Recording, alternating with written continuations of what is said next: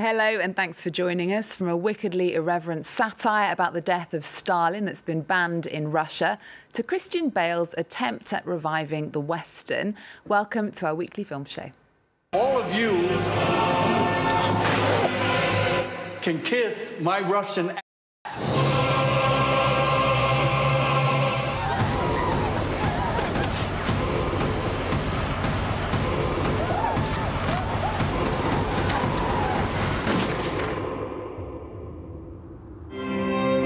C'est ta seule chance de t'en sortir.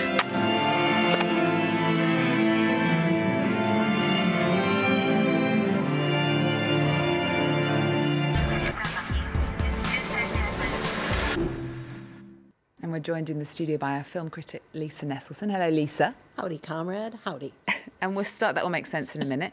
And we're starting with the new film from the Veep creator Armando Iannucci. It turns one of the darkest moments of the 20th century into a timely black comedy. It's called The Death of Stalin, and it's been banned in Russia. Well, I laughed myself silly at this rollicking satire. The reasons movies get banned are almost always head-scratchingly peculiar to those of us who live in Western democracies. But in the case of this film, it might be the overriding message that just a few decades after the promise of the Russian Revolution, the Soviet Union was about as jolly a place to be as an island doomed to sink into the ocean nowadays, thanks to global warming. It's based on a series of French graphic novels and directed by Armando Iannucci, who is the very sharp guy between the wildly successful TV show Veep and the wonderful British political farce In the Loop about how the UK bumbled into condoning George W. Bush's invasion of Iraq. He is a master of skewering careerist opportunism. So this tale is set in the USSR in 1953 with Joseph Stalin still very much in charge.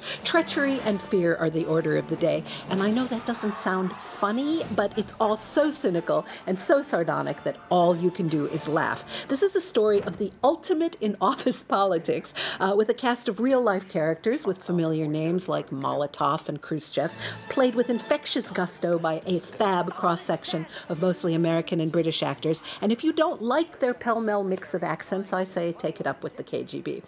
Let's take a look at the tone of the film. Stalin would have wanted the committee as one. All those in favor?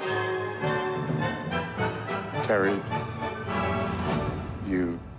Unanimously. Rushed, not rushed. Whatever. Not rushed. Rushed? Would you stop with this? I want to make a speech at my father's funeral. No problem. Technically, yes, but practically. When I said no problem, what I meant was no problem. Ignore me. And we're back with your hat. Is it a universal humour that will reach those with only a vague idea of who Stalin was, or does the film actually offer a good explanation? Well, Stalin here is pretty much everybody's evil boss, so if you've ever been in the workplace, you could probably identify with it.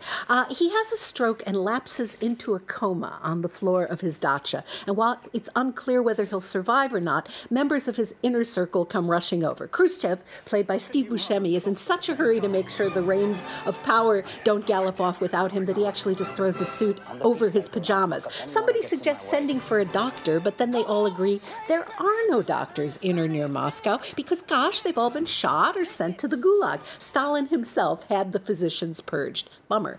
Stalin, by the way, like many a dictatorial despot before him, Kim Jong-un's father, Kim Jong-il, for example, was a real movie buff with his own private projectionist. In 1991, Andrei Konchalovsky made The Inner Circle with Tom Hulce as the projectionist and Bob Hoskins as all-important Beria. Here, the absolutely notorious, ruthless secret police chief, Beria, played by Shakespearean ace Simon Russell Beale, is terrifying even if you're just sitting in the theater. This movie is frequently tasteless, plays fast and loose with historical facts, and yet the aura of political ruthlessness and fawning and dread rings true. Jeffrey Tambor, as Stalin's successor, Malenkov, says, I can't remember who's alive and who isn't, which is kind of like trying to remember who's still in the White House and who isn't. Okay, well, next to Hostiles, a Western starring Christian Bale and Rosamund Pike. The Western has been declared dead over and over again. Does this revive it? Honest Injun, it absolutely does. This is a superb film. It's about striving to be decent in an indecent world. It's about the toll that being a soldier takes and the toll that unspeakable violence takes. It's about a moment in American history that continues, unfortunately, to resonate in our time.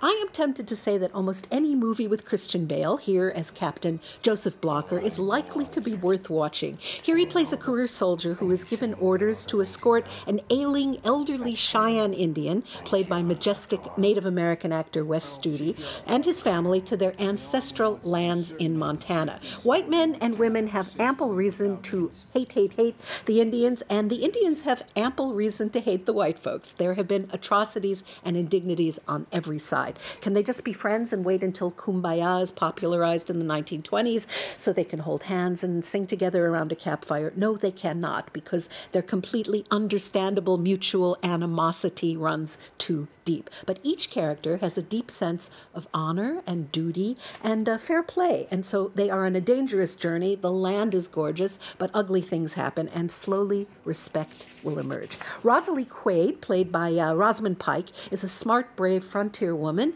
who loves her husband and daughters, but the Comanche who bear down on their New Mexico homestead in 1892 couldn't care less. This is one of the best film portraits I have ever seen of abrupt, bottomless loss. Here are a few words from Christian Bale and some images from the film.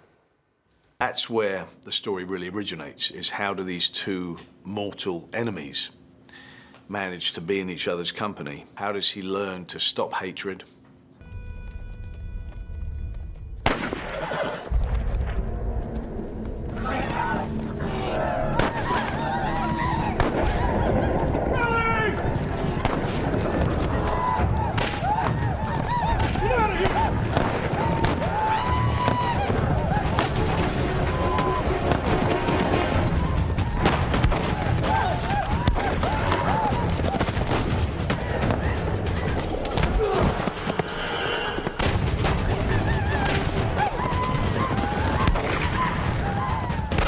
Hostiles is populated by men who still are suffering from what they witnessed on the battlefields of vicious territorial wars. There are lots of movies out there telling us that war is a bad thing and leaves heavy emotional scars, but for some reason we don't always retain that message for long.